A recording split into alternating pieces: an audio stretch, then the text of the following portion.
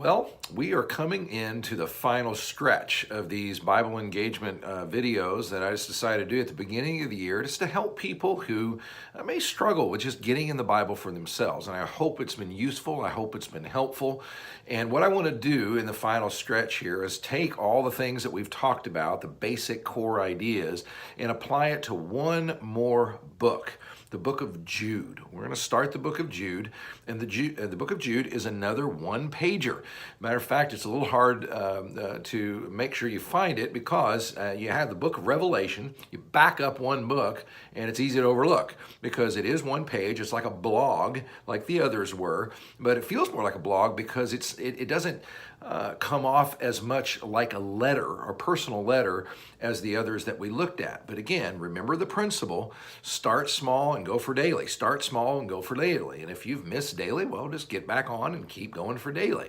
But we're starting small, but this, we can say that I think all of these, but especially the book of Jude, you read the book of Jude and you'll go, small does not necessarily mean lacking power, because man, it is power packed, and it's got a lot in there that is good stuff. It's got some scary stuff. It's got some things that are going to have you scratching your head. It's got some things that springboard you into looking at the rest of the other places in the Bible, which is one of the reasons I'm not afraid to say start small.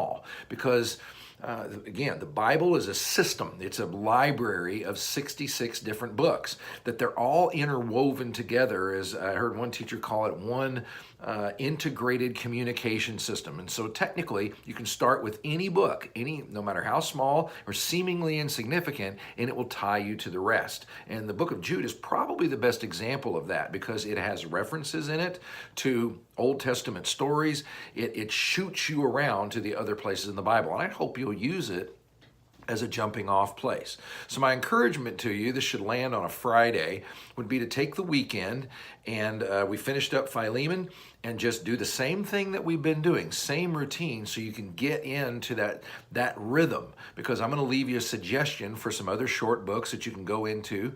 But what we said was the first goal is my object is to listen.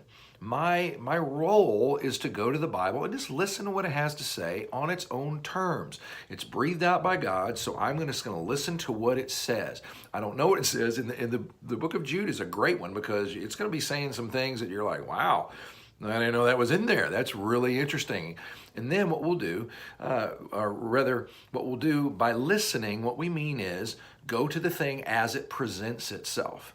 It does present itself as a letter to a kind of an unspecified audience. Some believe that it was almost like an essay/letter sent to Christians in general in the ancient world. It didn't have a specific audience like the book of Philemon did, or possibly even the book of First and Second, or Second and Third John.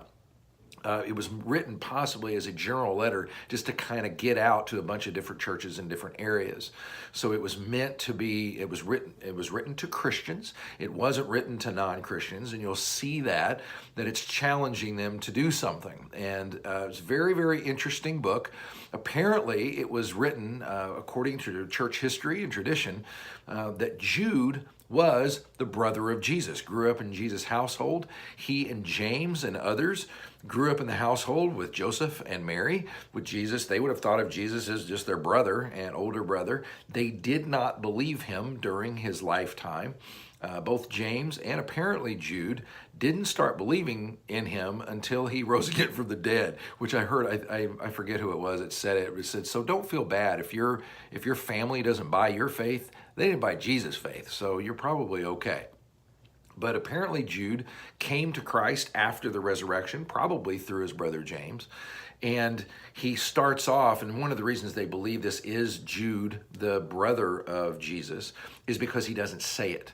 That others said that about him, but he refers to himself as a servant of Jesus and the brother of James. And see, James was a very prominent figure. He was arguably the point leader of the Jerusalem church.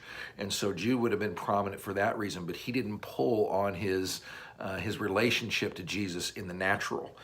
He just called himself a servant of Jesus. And that's one of the reasons that the church has accepted the fact that this is most likely his brother Jude. It's interesting that the name Jude is actually just short for Judas. And I think it should have been kept, but they say that English translators don't want to put a book of Judas in the Bible because of the stigma. And can you imagine having that name back then? But it was a very, very, very common name. It was just a Greek form of Judah from the Hebrew. And so he had to carry that name, and so they just kind of called him Jude for short. It's near and dear to my heart because that's my grandson's name. One of them is Judah. We call him Jude, but it is, you could call him in the Greek, you could call him Judas, and so we skipped that too, so maybe it's okay to do that. But anyway, he's coming from that, and what he says at the beginning, and you'll see, is that he says, I wanted to write you about the common salvation we had. I really wanted to sit down and just get all gassed up about salvation, but I felt compelled to do something different, and you'll see what he says. So I would encourage you to go in and listen, knowing that's the framework. Remember, read the flow of thought. I would highly recommend, it doesn't take any time at all, to read the book out loud to yourself or at least straight through. Read the whole thing. Read it a few times and just let it speak. And it will speak some things that some of it you're going to go, oh, that's kind of interesting. Some of it you're going to go, what in the world did he just say? But again, we also said, be honest. So this is an interchange between you and Jesus. Lord, I see that he said that. I think that's kind of neat. Lord, I think this is kind of spooky. Lord, I think this is kind of challenging, or whatever. Just let the book flow up out of it. The things that are confusing, let them be confusing at first. The things that are, you make your mind wander, let them make your mind wander. But talk to the Lord about it. That's the core rule. I'm coming to listen, and then I'm coming to interact through honesty, transparency, and then what we'll do is we'll just let what the book is saying surface, and you'll be making observations as you get used to its flow of thought, as you get used to the words that he's using, and then as we go through the week, we'll pick up some things, and I think it'll be a very rewarding little study because it is a power pack book.